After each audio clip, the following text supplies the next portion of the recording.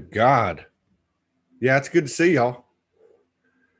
Fucking, I hadn't seen nobody. I mean, oh my God, this has just been fucking crazy.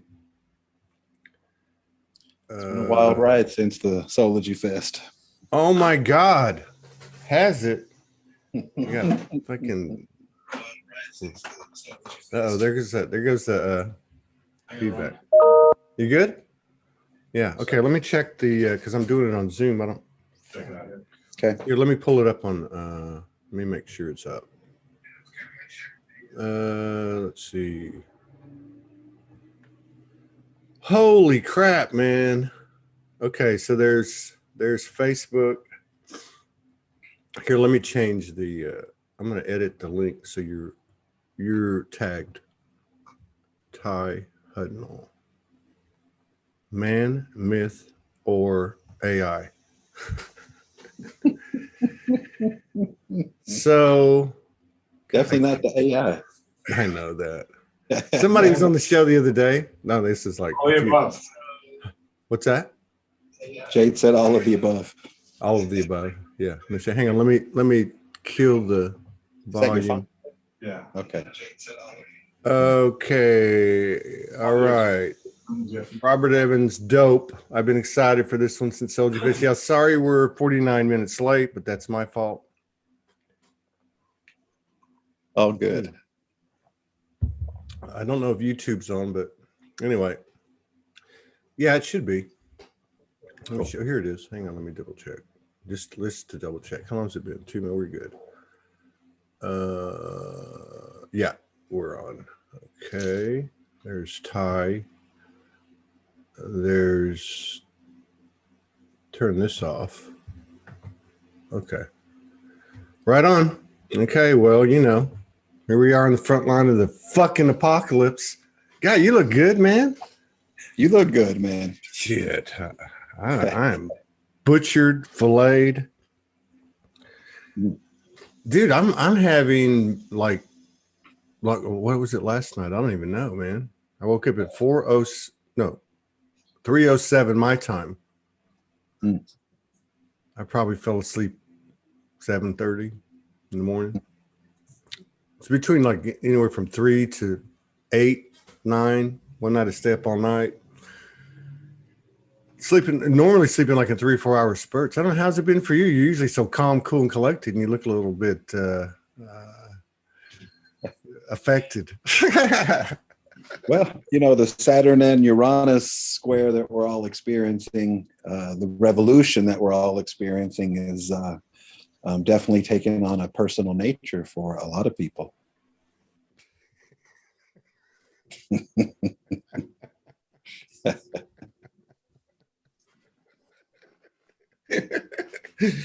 And it hit me the other day that every time that we come into the photon belt, which happens every time we hit Leo and Aquarius, that energy gets really, really intensified.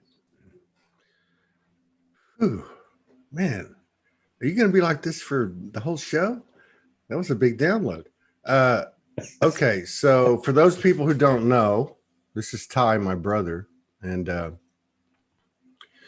so he's been on this path for a really long time, like since high school. And he came out of high school, he was into music, and I think you were 20? I was in my mid-20s, yeah. Mid-20s. I mean, but you walked into some situation, I think it was the African shamanism, wasn't it? Yeah. Was that the first stop you had?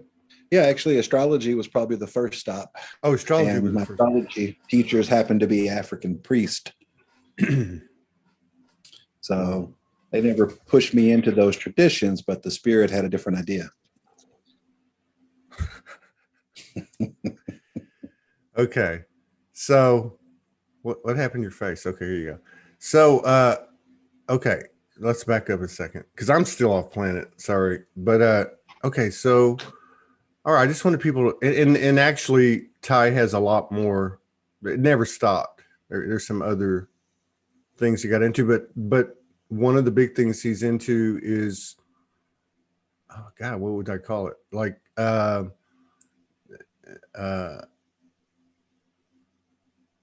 I would say like expressing non-verbally through music and sound and the study of sound, a lot like what we heard at Soulogy Fest. JJ Hertalk and them talked about the relationship. Eric Rankin talked about his sonic geometry, same thing. And then you and Jade come on after they did. I think it was late Saturday, and you actually gave a demonstration, which is similar to what you do on Thursdays, Sedona Sonic Alchemy, where, and I want to go back to what we talked about when we started the show, but I want to get into this too, because you actually invite the crowd to produce the music, right? So we can talk about that a little bit, and then I can pull something up and we can demonstrate it if you want. But cool. So anyway, he's very, very well versed. We joke around with him a lot. It's like hanging around, with Yoda, but with a very galactic spin, and of course the African shamanism. So Ty has these.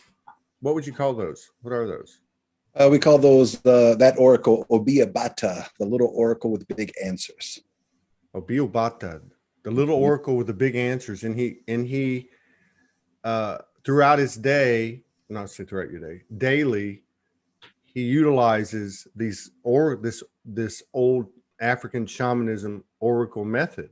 And so, right before the show today, Ty hurt his toe very bad.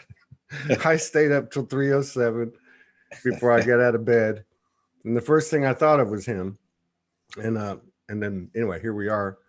And then you said, and I don't know if people heard it, but you said when you checked the oracle before the show that this oracle said we're going to talk about spirit. Yeah, the oracle, the energy that came up was 0101 in the binary code, which represents that matter without spirit is empty. Matter without spirit is empty. Yeah. Mm-hmm. So it brings that wisdom forward of the creator. It also is the development of patience, like in the native traditions, how we stock our source connection, how we stock our connection to source is through patience itself. So the energy of patience definitely came forward. And really the spirit has its own idea about things, like my toe,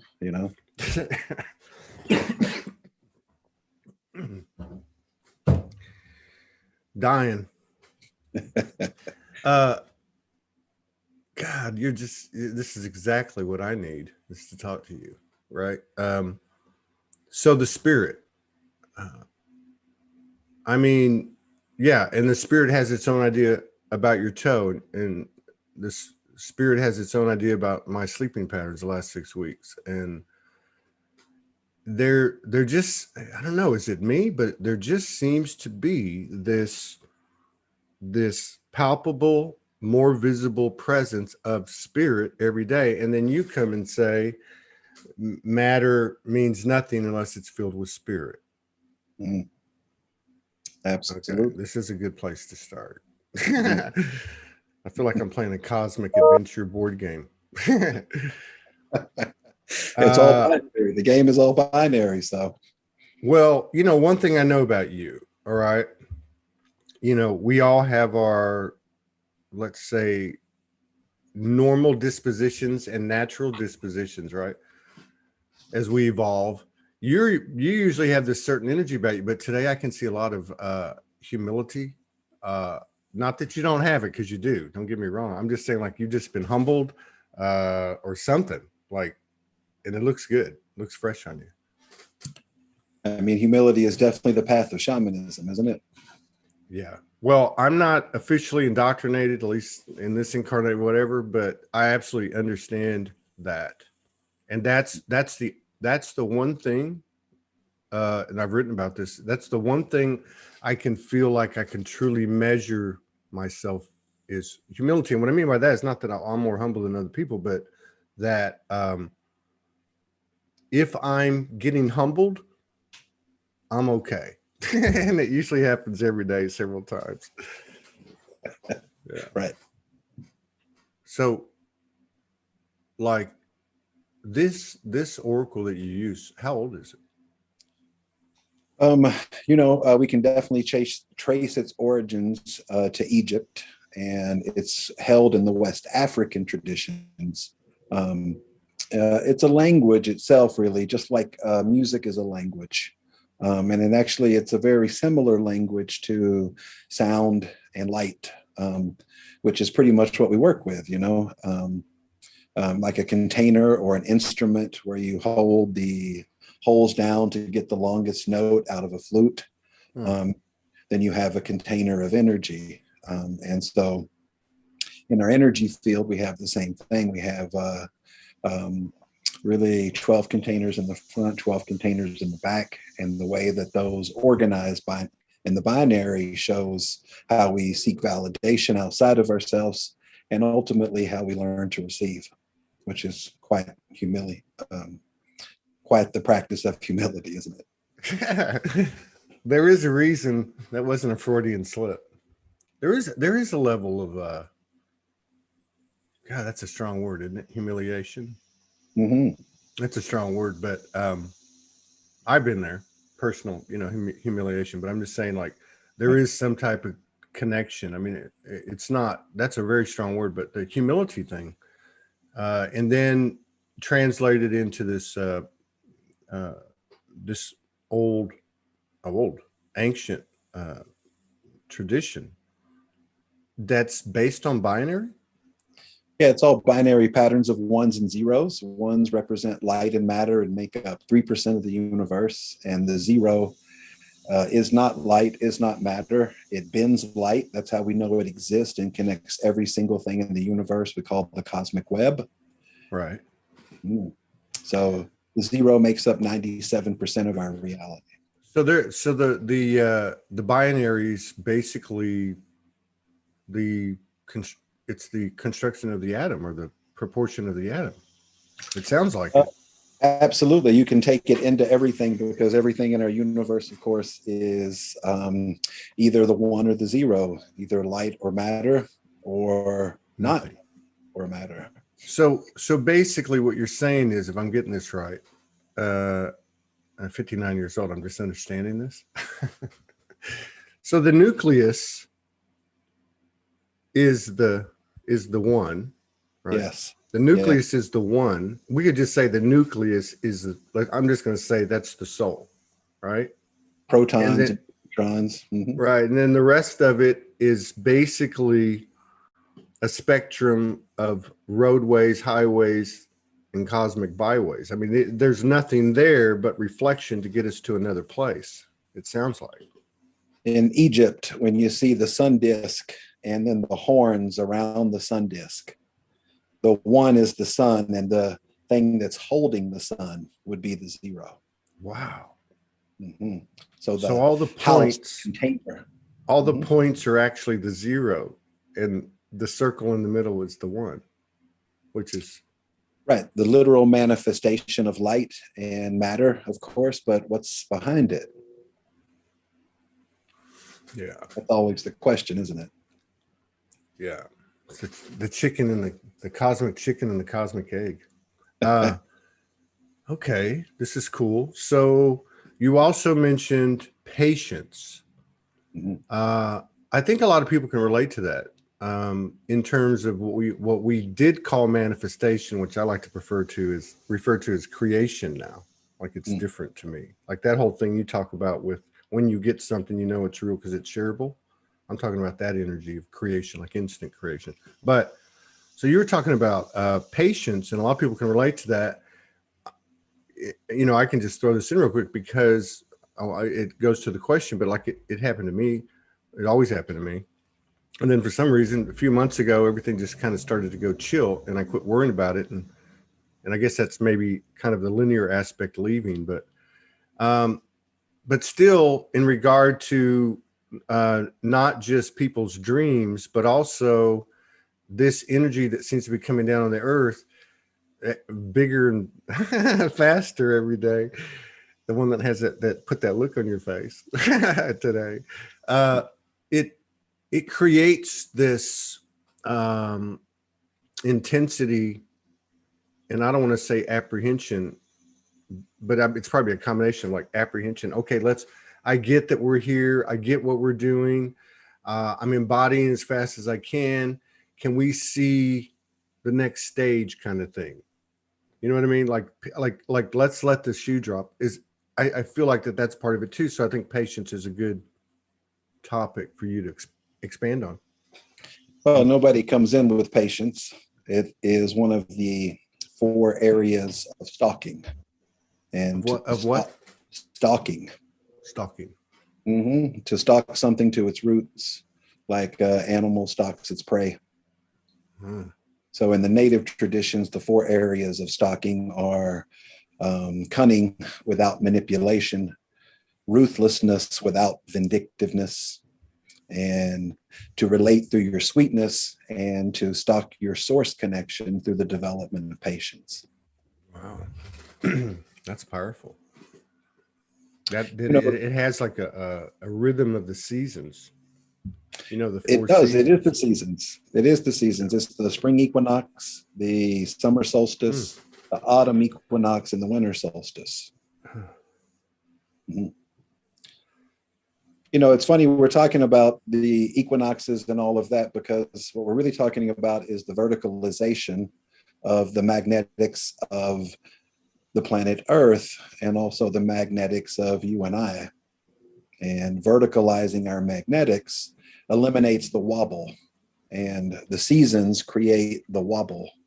And when we experience the wobble, we feel gravity in a dense way, because gravity is all about self-organization. And when we become self-organized, we make our own gravity. When we're unorganized, gravity affects us in a dense way. I get that. Mm-hmm. But like in when you, in terms of the meaning and the capability of gravity, what in the way you're using it's a lot different. And then just when people go, oh, there's gravity, I'm walking on the earth. Right.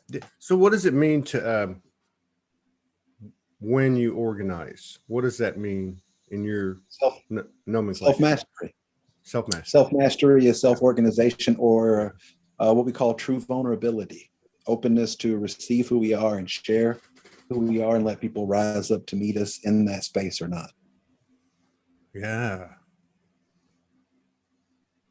I was just not thinking, feeling that same kind of thing you just said in the last day or so.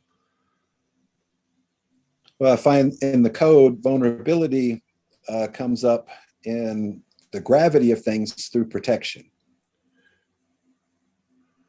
Say that again. Through protection. When we feel like we have to protect ourselves, then we have to constantly defend ourselves. Right, right. And I think that's why vulnerability in the dictionary is defined as open to attack. Ooh, that's sounds like a little implanted programming there, doesn't it? Well, if you do protect yourself, you are open to attack. That's why you have to defend yourself over and over again. Right. So the point being that mastery provides a fortification within itself, and you don't even need to think about protecting yourself. Is that? Imagine sharing who you are and letting people meet you there or not is the exact opposite of protecting yourself. Yeah. That's Soulogy. To me, that's the hero's journey. And a lot of people think the hero's journey is our story, but and it is, don't get me wrong, because people come on here every day, and for 10 years, I love it. But I think it's what's happening to a lot of people right now, which is what you're describing ultimately, but the path on the way there is what you're seeing now, which is like people standing in their truth, speaking their truth, and busting through the limitations that they had put upon themselves through the programming. I mean, this to me, what you're describing is kind of more of a human-esque type of description of ascension. Yeah, we really have to look at all of our validation patterns to truly learn what it is to receive, and the functionality of those patterns to help us really understand what receiving is. Yeah, you've talked to me about this before, and there's still a lot more to talk about on that subject. Because I found it very interesting as I sit and listen to it again, and I think about what's happening with so many people, and thank everybody for sharing their stuff and their shit out there, because it is what you're talking about. It's being open and not being afraid and just saying, here it is. But I think that there might be a step that people could maybe get some help with that comes before it. Maybe I'm wrong, and maybe you explain it to me. And it has to do with what you said. Is you said being aware, or becoming aware of essentially your patterns and behaviors and stuff like that, right? Absolutely. How does a person, because it would seem to me that we're all saddled with handicaps of some sort when we come in here, whatever. We all have different unique packages of that. But there seems to be certain things that are embedded deeper in each of us. Mm. It's the last thing we can see. How does a person make that connection to these blind spots? How do they find them, and how do they come to peace with them so they can further down that path that you're talking about? Well, the story itself that we tell always hides something that we're not receiving. So when the story is present, then it really means that that validation or whatever we were seeking blocks us from receiving something. And finding what we're not receiving is really the value, because if you find what you're not receiving, then you have it available to share when you receive it. And since all of our feelings are non-tangible, we can't, quantify into matter our care, our love, our connection, or even our sorrow and our pain, because it's all vibrational. And I always have the question, what's standing in the way of me receiving the feeling that I want to create? So you're reverse engineering. I reverse engineer everything, Todd. Yeah. Yes. Okay. This is a new spin, 3,000 episodes. And I like it, because there's been this pull in me that there's this one part is shadow work, zero pointing, staying on top of your stuff. And this other part's pure creativity. It feels like pure alignment, pure channel flow. You know what I'm talking about. Because you do it all the time. And I keep, like, early in the game, like let's say 3 years ago, 5 years ago, I'd be like, you know what? To hell with that stuff. I'm just going to illuminate and align and reach the divine in that way, and just blow this shit out of here with all this light. But I see the importance of stuff that I miss, and and so I get to this point. Have we reached a point where we can, or can you reach a point where you never take your eye off the shadow, but that you can fully focus in confidence as just being a pure, consistent, perpetuating channel of divine flow energy, as opposed to digging the crap out all the time? Yeah, when we stop polarizing fear and realize that it's the functionality of knowing what love is. And that when we face the fear of not having security, we find that love is the root of security. When we face the fear of what we cannot control, we learn to trust in the love that we are. And then when we face the fear of not having a deep connection with someone, we find that care or love is the foundation of connection. So there's this path through all of those polarities that we've charged, and then swing on the pendulum back and forth between. When you can let the fear come forward and meet it with the love that you are, you literally create a straight line or a whole circle or a scalar wave, which shapes the lower frequency. So if the awareness of the love that you are meets the fear, how real is the fear? That's right.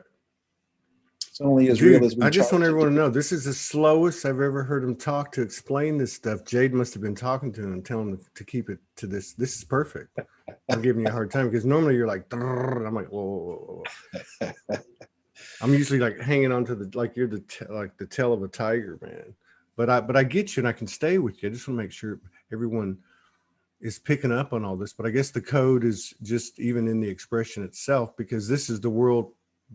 Well, I want to say this is the world you live in, but this is a world you've been aware of, and others out there too, that has been a part of their experience and mode of operation, which is these things that you talk about, which we could call the unseen, which is the tone, the intention, the waves, the colors, and all that stuff, right? Absolutely. Absolutely. And it's kind of like sound, you know, you can hear it, but you can't see it. It's like light. You can see it, but you can't hear it. Yeah. Well, not yet anyway, right? So how does, is there, okay. So can we, okay, you said, so basically once you get to a certain point, I guess it just makes sense.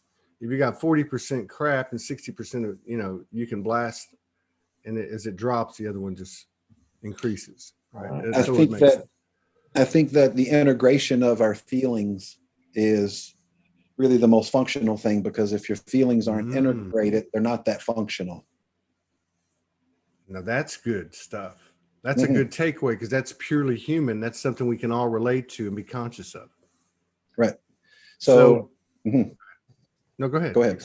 Can you, well, I was just going to, well, can you go into that more? Can you explain what that might mean that I don't get? Because it sounds pretty straight up.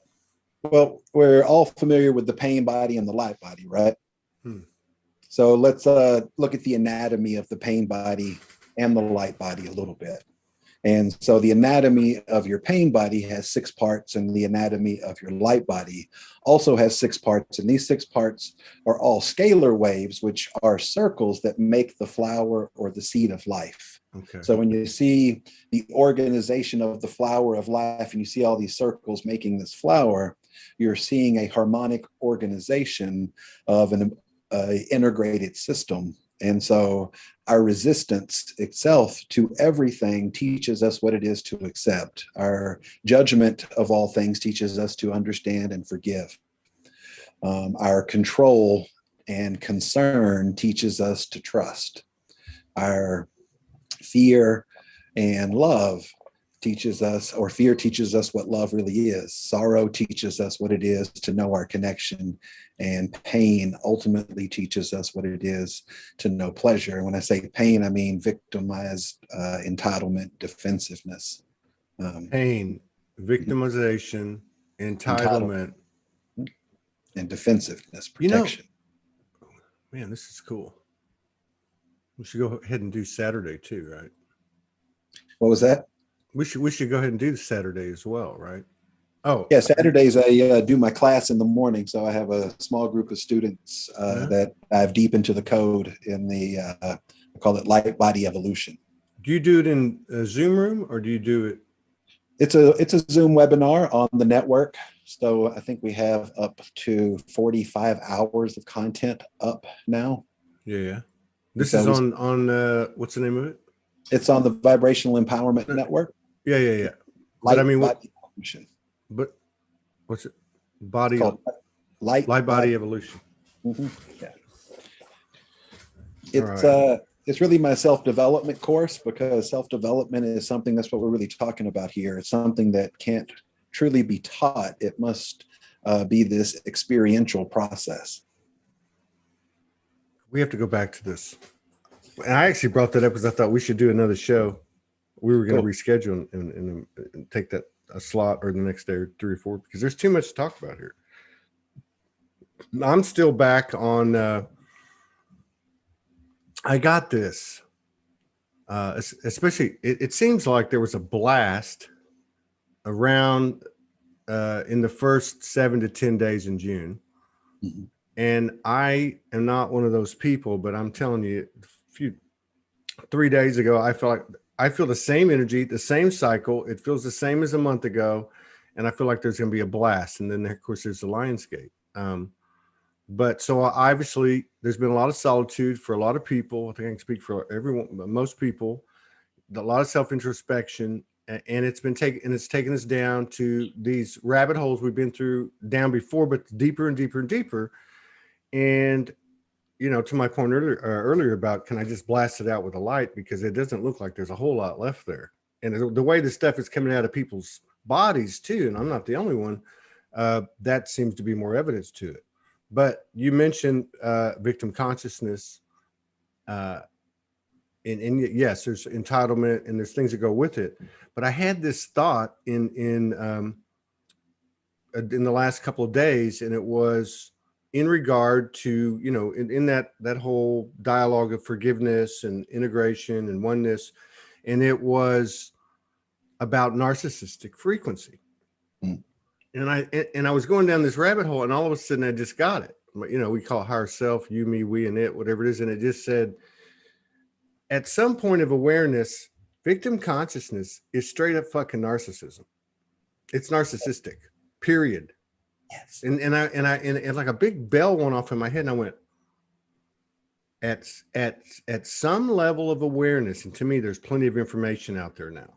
There's no excuse now, I guess. And I'm talking to myself and going, victim consciousness is either in or out. You can't just do a little bit of victim consciousness.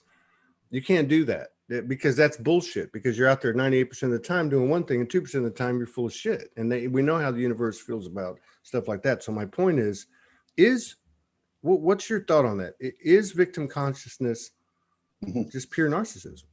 Well, I often describe it as that the victim is the feminine aspect, and entitlement is the masculine aspect, because we become victimized and then decide that we must defend the victim and become entitled.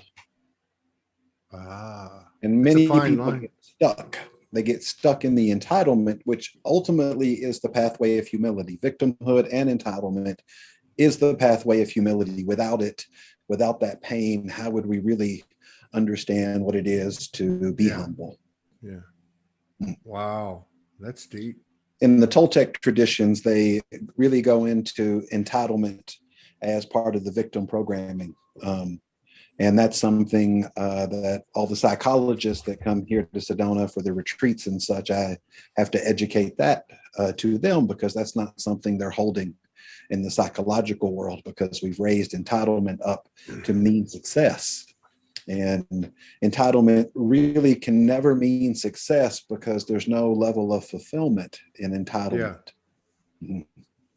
Yeah. So entitlement, the way you're explaining it, and I agree, thank you, is it's not necessary. It's not only limited to saying, oh, I deserve that and I deserve that. It's also, I think, in the energy of what you don't have, or what you feel you don't have.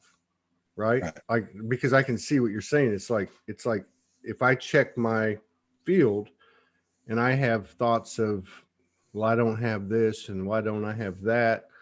That's entitlement, isn't it? I mean, that's one of the ways it might look. It's, it's two halves of one coin. So if you show the world entitlement, then internally you feel victimized. If you show the world the victim, then inwardly you're an asshole to yourself. So you're entitled internally. We all have both. Well, if you show the world, yeah, this is cool. If you show the world your victimhood, then you're probably going to get some codependent type frequencies offering you entitlement. Right. Well, it's the dialogue. The dialogue internally itself is literally telling us that the story it's telling us. So outwardly we feel victimized, but inwardly we're abusing ourselves and telling ourselves it was all of our fault because we were victimized. Yeah, and we deserve to be victimized. Well, wow, that's deep. That's deep. Well, entitlement and petty tyrannism go together. Yeah. Entitlement and what? Petty tyrants. Petty tyrants. In the Toltec traditions, we look at petty tyrants as someone who has life and death over you. Petty tyrants. So say you live in a country where the military takes over and They tell you you can't plant the food because of whatever, and they control, and then they threaten you with life or death. That's a real petty tyrant. In Right. our world, we have small fry petty tyrants, and those are the people that think that no one can live up to their expectations, and they're always right about shit. Dude, I mean, we're going back to narcissism. And you know, and I think a lot of people have dug into this subject over the years because of the fact that I think these communities were basically founded by, you know, women, but also empaths. There was a big empath frequency, people coming to terms of awareness and saying, well, you know, oh, there's other people like you out there. But so that that discussion of the narcissist over there in these empath circles, you know, that beautiful paradox of the universe, we always find it in our hand, right? But I mean, but I think it's important to I don't think we accept, obviously we don't accept those things which are not pretty, all right? But I think that there's a lot of value in accepting that I carry narcissistic frequencies. I'm built of narcissistic frequencies. Every single layer of me, of my identity, is narcissistic. And the more I can identify with that part of me, the more it settles, just like anything else, right? I mean, but if we look at this thing, I don't know, what's your opinion on this? Well, there's always a story to the narcissism. There's always a validation, and always. So, you know, the Toltecs have this beautiful thing called dissolving your personal history. And that sounds real poetic, right? So I spent many years asking the spirit itself to really assist me in understanding what it would really be to dissolve your personal history. And one day, I don't know if it hit me or if I became available to receive the information, but it literally just told me that when you receive, there is no story. When you receive, there is no story. There's no validation. You have already received what you were seeking already. Yeah. And now receiving itself becomes the act of co-creation, because what is received equals what is shared. Most people think that what they do or what they think that's what the universe hears. And it doesn't. It only hears how you feel. It only responds to your vibration. How you feel. Yeah. Mm-hmm. It doesn't give a damn about what you think about or what you do. You know? Talk to the hand because the face ain't listening, right? No, but you're right. You know, in talking to you and then just whatever, because, you know, when we did the Soulogy Fest, that was 10 years. On that Sunday night, it was 10 years since this thing started for me. And so I've been looking at the timeline. This is after just talking with you. And I went back 10 years ago and looked at the energies that were prevalent in that time, in that very intense wake up, you know, hitting the streets, going homeless and all that stuff and all the other stuff happening. And I was absolutely amazed at the presence of the same energetic patterns and where I stood and where I stood then, and the delicacy of the situations, but the mastery, the level of mastery that had come online to be able to be in the same atmosphere, be offered the same, you know, blessings that are burdens, or burdens that are, you know what I mean? Being offered the same things to choose from and being able to make a better choice based on that information. So I want to thank you for that, first of all, for sending me down that rabbit hole. But on that note, I came to this one thing when I was like, okay, there's another thing that I didn't pick up before because I was too deep in it. I think we can all relate to that. And then now I'm up to spiral, same thing like I was talking about. And this thing that came in had to do with magic, with being in this space, being able to slow everything down and see it, and being able to reach in and pull out magic. Does that make any sense to you? Yeah, you know, Franco talks about the organic matrix, and then he talks about a lot of the upside down world. But the organic matrix itself, nature is magic. Nature doesn't seek to validate its identity. Nature seeks to exist and share who it is. So in human terms, if I'm walking around saying, hey, I'm Todd Medina, I'm with Soulogy, or, well, that's probably not fair. I'm the guy at Soulogy, or I'm this, or I'm that, or let's say I'm talking to you and I say, hey, I do this and I do that. You know, I juice every day, and, you know, and I, whatever it is, right? I mean, right. Seriously, I'm making a joke, but right. It's almost like that brings static to the to your field, like that's it's a story. Yeah. And then it tilts your field and creates a wobble where you experience the density of that story. Wow, powerful. You know, the law of sympathetic vibration is probably the most profound thing that I've ever dove into, and it's a very palpable law of physics. That's why, as musicians, you always play in the same key the band's playing in, and that's why like frequency attracts like frequency. Wow. And I'm sitting in here with the gongs right now, and if I clap my hands or snap my fingers, they'll ring. So I'll prepare you for that. Yeah. Yeah. I'm not sure you can hear it on the microphone. I can hear it a little bit. Mm-hmm. There's a little ring. Oh, I heard that. Mm-hmm. So like when Jade's playing the gongs, I often would ask him, how do you know which one to play? And he'll say, it's the one that's vibrating. And I thought he was some kind of idiot savant. Well, I thought he was Rain Man, for Christ's sake. Wow, that's trippy. Yeah, you know, the music there's so much to helps talk us about. Tremendously, you know. Yeah. Because you can't show up to the bandstand and do something that you can't do. You can't show up and validate yourself musically. You can only show up and be yourself. Exactly. Yeah. Yeah. Exactly right. That's exactly right. Yeah, that's very true. I played with it for a long time, but I never really had an experience as good as the one when I went to Sedona last time at that little gathering that I did the intro.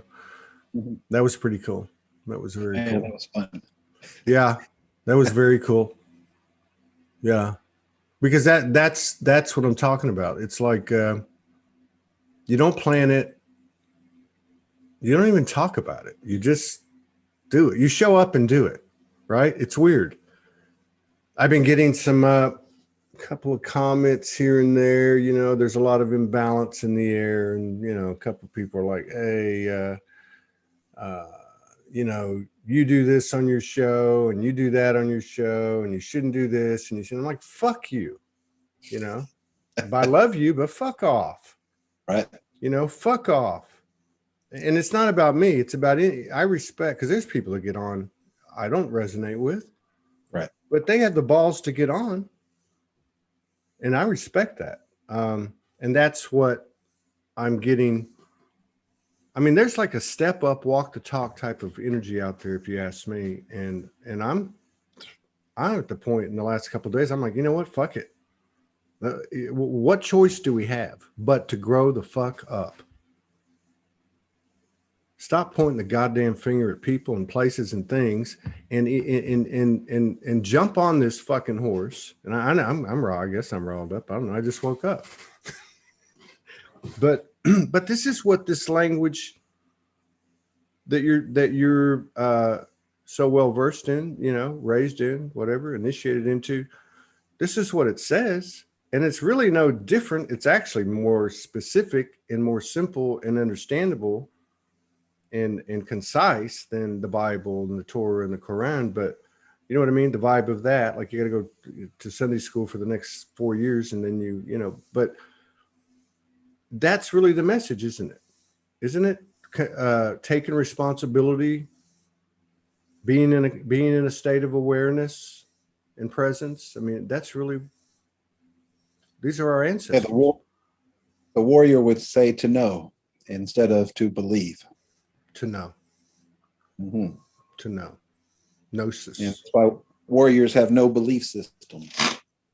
They would rather know. Yeah. So to believe nothing and to know it or not. Yeah. Mm. Yeah. Yeah. I was in a conversation.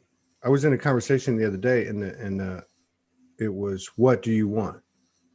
And I said, well, it's pretty simple. A, B, C, D, you know, A, B, C, D. And that came in. It was like, well, why do you believe this? And why do you believe that? And why, and I thought, because I fucking know A, B, C, and D. This, in this go round, that's it. I just know that. I can't, you know what I mean? Like, that magic speaks to us, doesn't it? Yeah, mental validations are about having to be right or wrong. And of course, the internet is full of that shit. You know, that's probably why I don't interact as much, because mental validation seems to be a waste of time. Yes.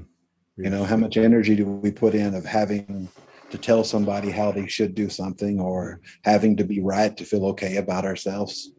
It's a major issue. Yeah. I don't know if you remember, but our buddy Jason Estes at the Soulogy Fest, he made a great comment. He said, when two people are talking, if one or both have to be right, it's just a monologue.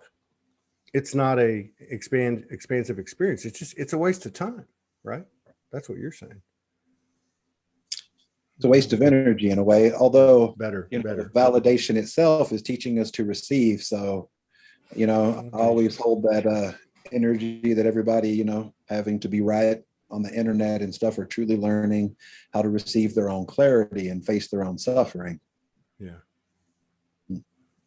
Does this stuff seem to be getting clearer? And do you feel like this awareness is becoming clearer and clearer to people? Or yeah, I've seen in my students, and I don't like to really call them students. I like to call them fellow people working on their own self-development, really, because I'm not really there to teach anybody anything. I'm usually there to trick them into something, because I can't teach something that is part of the being. It's not teachable. And right. The spirits a couple of years ago told me to stop trying to teach people how to be. Yeah. Stop. Yes. Stop trying to teach people how to be. So what you're doing is, it's kind of like a shamanic approach, like a joke, like a trickster, like make you see something that's right there before your face without telling you it's right there before your face, right? I get that. Yeah, when people find the 0 point or what they're truly not receiving, it's usually quite simple. And it's something that they're very familiar with, but they can't find it. And when our field, the electromagnetics of our field become polarized and we become too left-brained, we try to fix everything. And when we become right-brained, we feel like we keep going through the same shit over and over again. And the verticalness of our awareness creates an even equality in the field. It's kind of like the planet Earth itself, 11,500 years ago, when we hit Leo on the photon belt, the band of photons, the Earth tilted from vertical to 23.5 degrees. And that created seasons. Before that, we were hunter-gatherers, and we didn't grow food. And we didn't grow food because the axis of the Earth was vertical and the sun rays hit it evenly. And the tropical zone was larger than just the equator. Jesus. And that's kind of the physics that's relative to our emotional bodies too. we have to live in the seasons of our validations. When we live vertically, I think this might help, Todd, is that my favorite thing to say lately is that concern is the abandonment of self. That concern is the abandonment of self. That concern is saying goodbye as it heads out the door. Is that what Any you're saying? concern. Yeah. When we get concerned about anything, we put ourselves last. Yeah. And when we care about things, we embody the self. Yeah, this is good, man. So you've been energetically pushing the envelope since Soulogy Fest as well. Absolutely. I just 7 years here in Sedona, and I work with a gentleman here energetically on certain things. And what is his name and when's he coming on? Good luck with that. I'm just messing. You'd love to have him on, I'm sure. Of course. I didn't even get to see him last time I was there, I don't think. Just once, maybe. But we've been meeting probably every week, multiple times a week for the last 7 years, and really to fulfill our destiny. So, okay. Can we jump into that a little bit? Absolutely. I feel funny because I'm all blurry and you're all clear and you look like you're, ABC I got the special camera. Yeah, I don't even care. I got red dots all over my face and head. So your friend, and you've been in Sedona now 7 years. Your friend, and we could even go into before you came to Sedona, but you had a lot of stuff going on in Dallas Fort Worth. There was a few years there where you were collaborating a lot with Jason Estes and other people. You were in a pretty cool band, by the way. I'm still listening to that music. So you meet somebody there, and a lot of people have had the experience of soul recognition. Your relationship and connection with this individual goes a lot deeper than that. A lot of shared incarnations, an awareness of purpose and collaboration here in this incarnation in real time. Like, what kind of stuff you guys get together once a week? What kind of stuff do you do, or what can you tell us in general? Well, in the beginning, we basically were tasked to deal with a lot of the coding issues. Sedona, of course, had been infiltrated by the guru business and the guru scene. And that's not really allowed here anymore. But on a galactic level, really getting the Earth to come back into her functionality for the Council of 12, what the intent of the Council of 12 was really about to be reorganized because of the disorganization, of course, that has followed the last, 300,000 years or more on this planet, probably more, most likely. So we're tasked to, we're kind of like lawyers in a way. So we work in the Divine Mother's courts, and we are holding people to not crossing people's free will, to show up and not to manipulate, to not to feed on systems. That's been a huge deconstruction, is the whole feeding system, where entities will come in and create one-way systems and shareable realities because they don't have the energy that they need, and they have to get it from somewhere. Now, are these oh, it doesn't matter. Keep going. It's good stuff. It's good stuff. I'm totally into conversations that blend everything, right?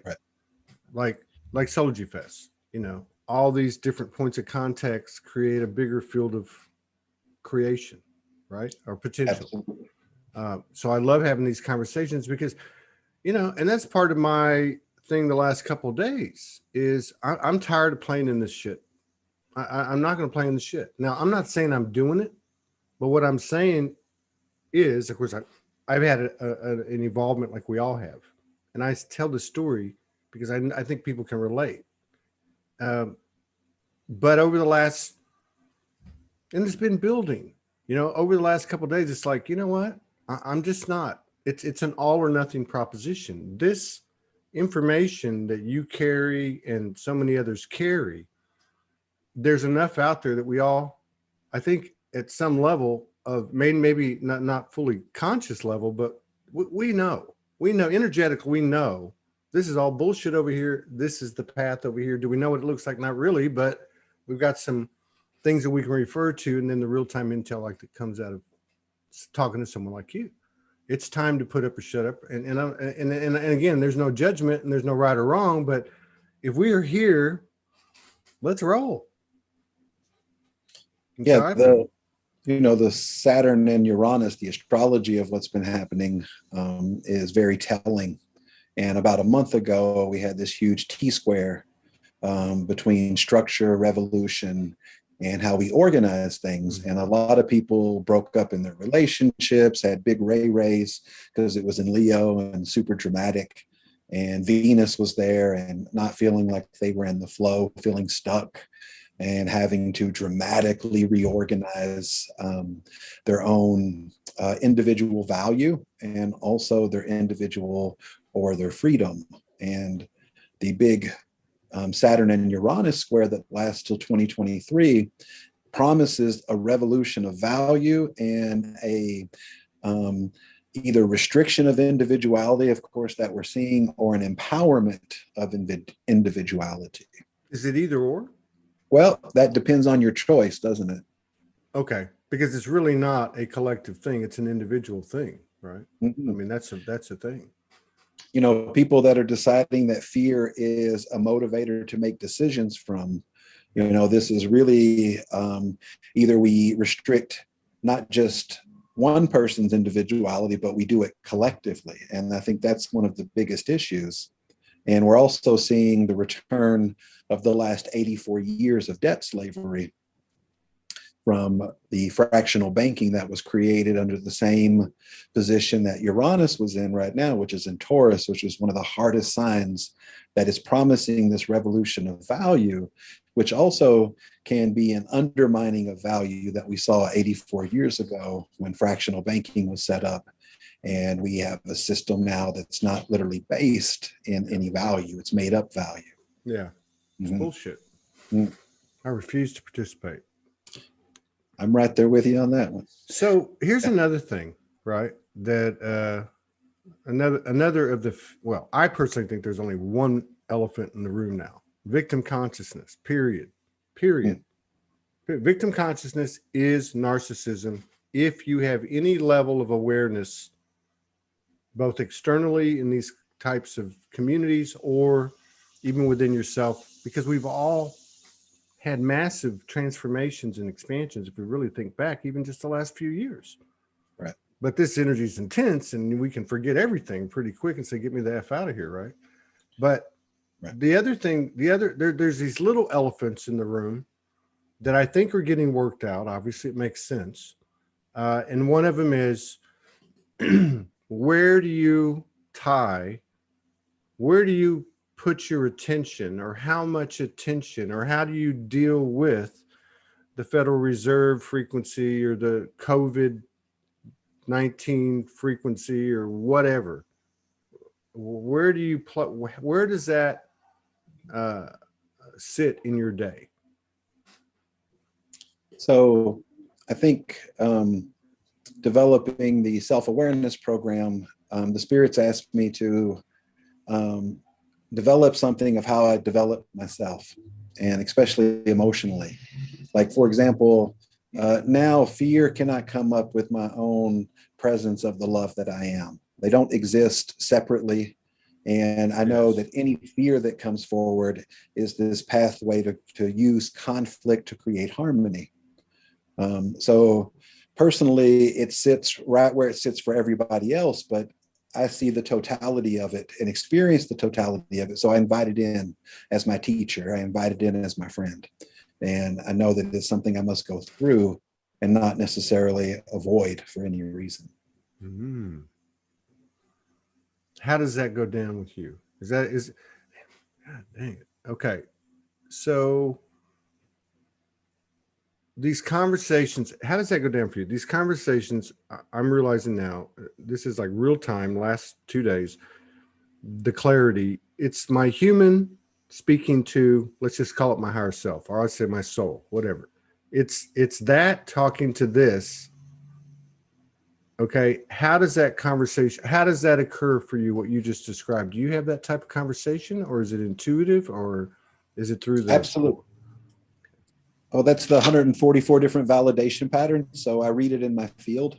If I'm seeking validation in my worth outside of myself, in the major chapter, it will shut down me receiving my worth. So knowing that any validation shuts me down from receiving in one of 12 ways has been a tremendous tool, because most of my clients are not in the awareness that receiving is the answer to everything in their life. Receiving. Yes. So here we go with the reverse engineering thing again. But you just covered some potent stuff before you said that as well. I mean, and okay, I had a beautiful show last night with an incredible lady from New Zealand. It was incredible. It was just like this. It was just a conversation that was just full of, whatever you call it, transparency, whatever you want to call it, vulnerability, whatever. But at the end, she gave me the energy of gratitude. She gave me something to receive, right? And I noted, I listened, and I thanked her, and I was totally attuned with it. But my point is that I noticed while that was happening that it was different than before. There seems to be maybe there was certainly the presence of resistance to it before. It was very strange. These things that are happening to people on an individual level, do you think that they're happening? Do you think that that's something that's occurring that's bigger than us on a collective level? Like these things you talk about, the axis, the astrology, the cycles, and even the atomic makeup of us. Yeah. Absolutely. We're in such different place than we have been before. Many things have been reconstructed, things that are unseen, like we talked about before, some of that more galactic work. And there are many galactics that already know how to kick the lower dimensional beings out of their reality. And if we look at the fourth dimension, which is our emotions, to master our emotional reality allows us to be fifth dimensional. Would you say that, I'm just going to put it in Todd's blunt terms, right? So would you say that one of us down here walking on the earth, which among other things is a galactic being, that when we apply, let's just say as an example, victim consciousness is no longer in my field. I'm going to be like Ty, and I'm going to every day be like the Terminator, walking into that bar and seeing that design, where he could identify everything and tell you what the guy was wearing, and and the whole thing. It's like a readout, a map. And so I forgot where I was going with that. What replaces the victim consciousness? That would be my question, Todd. What replaces the victim? Yes. Okay. So what I was saying is that when you're walking in that state of pure presence, and I think a lot of people are getting there, right? They're on their game. You're open to, because it is sensitive to the universe. Is sensitive to how you feel, right? That's what you're saying. Absolutely. Imagine everything becoming an expression of who you are instead of something to fulfill you.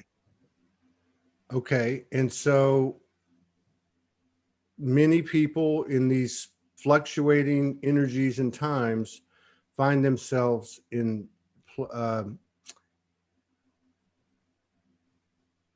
spots that are not they're not like they were before. Their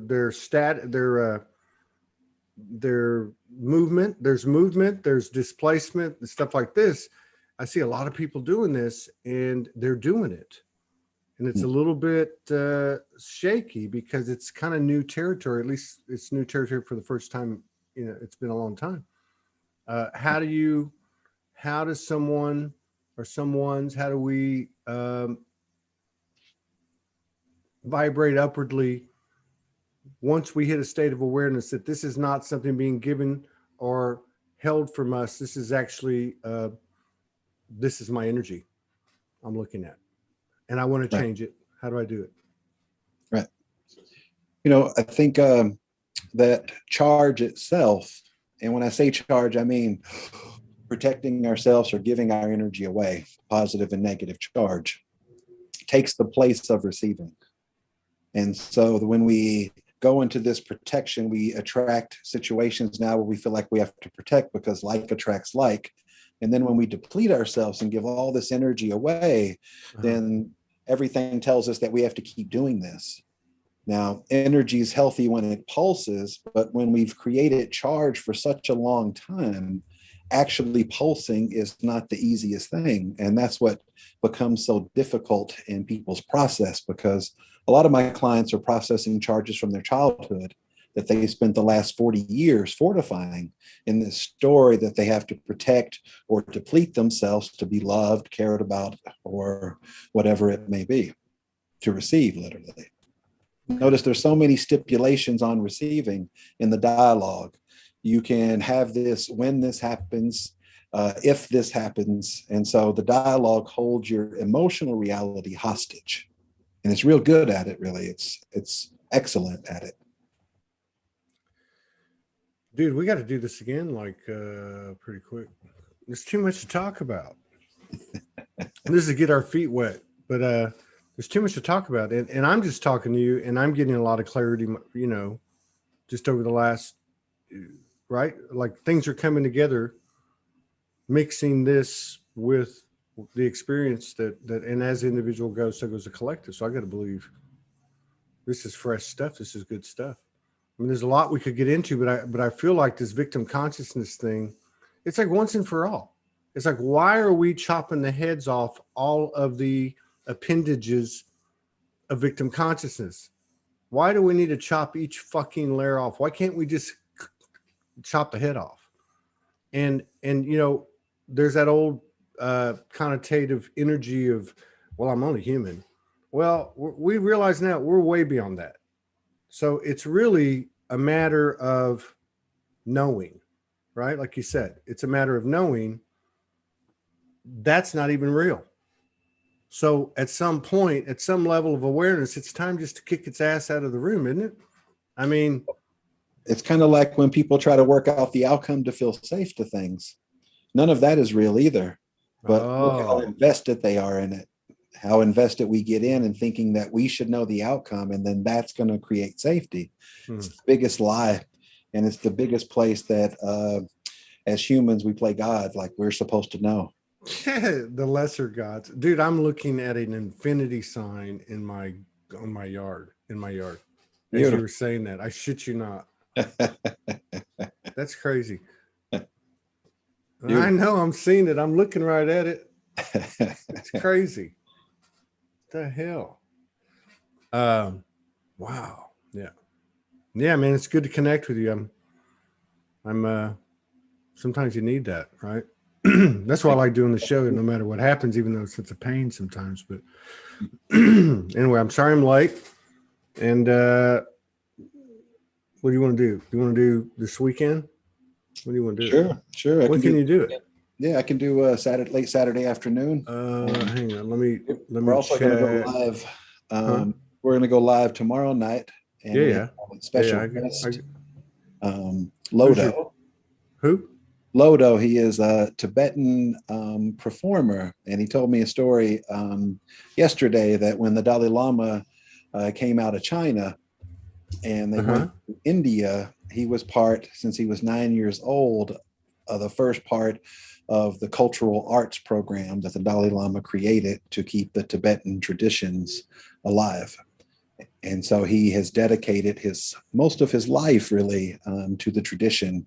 And he's an excellent singer. And I believe he got nominated and possibly won a Grammy for a movie. Really? Music for many years ago. Far out. And so he's going to be bringing some Tibetan throat singing.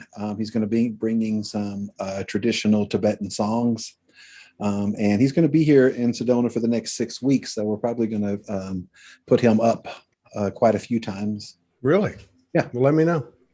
Absolutely. Let me know. I'll watch that one tomorrow. And let me. I'm gonna have to jump on this next show, but she's good. Cool. I was just writing her. So what'd you say? Saturday? I'm wide open Saturday. Let me. I will send you a message after this. Okay, that sounds good, dude. I wish I could just teleport over there and chill. Your the place, your abode, your physical external representation of your energy and your beautiful partner. That place, I could just have absolutely got a tent or pulled the bus up and lived there for the last 2 months, and I'd have been better for it. Oh man, that's such a tranquil place. It's the most awesome place in Sedona, in my opinion, that I've been to, because it's green. It is It's very freaking green, dude. Yeah. Oak All right. Creek is very magical. Thanks for having me on, Todd. Dude, man, anytime. I'd like to make some music. I've got your stuff over here. And I got over some here. new reggae. Yeah, reggae's cool. I'm just now, like in the last 4 days, getting back into anything but this show. Like it's either show and couch. Show and I'm being a little facetious, but yeah, I wanna explore that. Yeah, I want to produce your album, so I don't, dude. Actually, we'll have to talk about it, because I don't have the tech. I did before when I did this a few years ago, but I don't know what the hell I was using. It was a different mic. I'm not happy with what I've, and then working with the MP4s from Soulogy Fest and that other event. I'm like, I can't hear my voice, man. I can't even watch these shows. It's so there's something I got to work out there. right. But yeah, I just told everybody my business. So I'll see you Saturday. Okay, sounds great. And Sedona Sonic Alchemy tomorrow. Wait, that's tonight, isn't it? Tomorrow night. What's today? Wednesday. Fuck, man. Okay, it's tomorrow, 10:30 Eastern, here on all of our platforms. I'll see you later, bro.